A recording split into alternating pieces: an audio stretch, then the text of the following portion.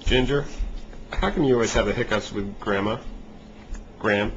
Putting it by the table. Whatever.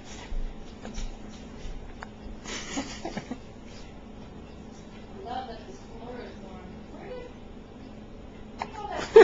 did you do a wash of hers? Yes. Oh. I'm going to dry. Maybe we should scare them out of her. Okay. That would be fun. She'd enjoy that. Ginger. Boo. Doesn't work. How about, how else do you get rid of hiccups? That must be hard on her. She's so little. I know, it shakes her whole body. I know. Belly. What? She did have them? Yeah. You want it out. Whoa. It's a good Excuse thing my me. hand was there.